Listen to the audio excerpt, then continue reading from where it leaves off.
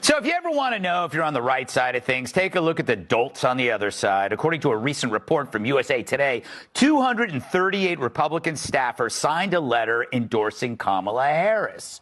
The letter claims that another Trump presidency would irreparably damage our beloved democracy.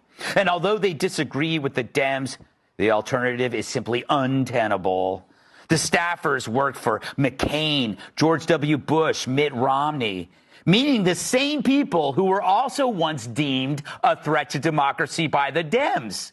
How quickly the stupid forget. So how is it that 238 genuine conservatives are so offended they're fleeing the GOP to glom onto the most liberal presidential candidate of our lifetimes, a lady unburdened by the weight of brain cells? A woman so left, she's left reality. I mean, this is a crackpot who bailed out violent felons, wants to tax money you haven't made yet, while also demanding that you pay for inmate sex changes. If she got any nuttier, you could feed her to an elephant. But the answer, as ever, is one word: Trump, and it trumps everything. It's never policy because they never mention it. Instead, they prattle on about nebulous fears while catering to a party that imports killers and rapists because apparently ours aren't up to the job. And they wrote a similar letter in 2020. So how'd that work out? We know. It's like being circumcised with a spork for the past 4 years. We could go through the list of disasters from the border to Afghanistan, crime, inflation, not to mention the odd staffing decisions. So shouldn't these truth tellers at least admit their endorsement came at a cost? Or could it be it didn't cost them at all? They got a payoff, the media's strange new respect, invitations to cocktail parties previously off limits, a guest spot on CNN sniffing Jim Acosta's farts. And so after 4 years of left-wing lunacy, they went and did it again as if nothing happened in between. And you know it's not about policy. Hell, even Harris is stealing Trump's positions. Instead, it's that he refused to do it their way. So in a way, it's like suing the doctor who saved your life because he shaved your head to cut the tumor out. So now they're on the warpath like Liz Warren at a Columbus Day parade. You know, it's no question these Republicans took similar abuse from the left that Trump takes now. Every day, George W. Bush was called a war criminal. They deemed Romney a bigot, a cracker who'd put blacks back in chains.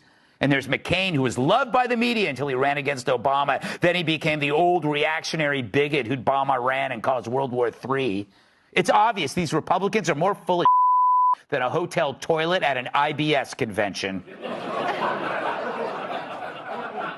They're really just swamp rats terrified of the orange monster because he flipped the script. When Trump came along, nothing went according to plan. Republican or Democrat, there's an approved way of doing these things, approved pipelines to produce candidates. And Trump unclogged that pipeline with a fire hose filled with X-Lax. No wonder they act like they got their prostates punched by Mike Tyson. But remember, the Dems may be able to capture 238 drones, but Trump got a Tulsi and an RFK Jr., and that's a trade that I will take any day. Because those... Thank you.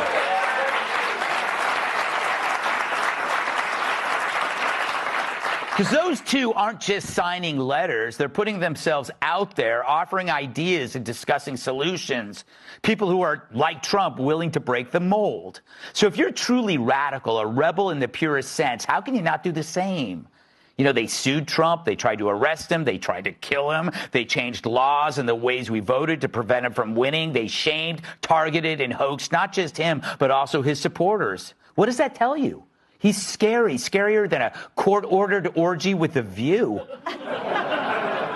So this is the moment when you ask, do you want to join a petition of or a pirate ship full of scary people?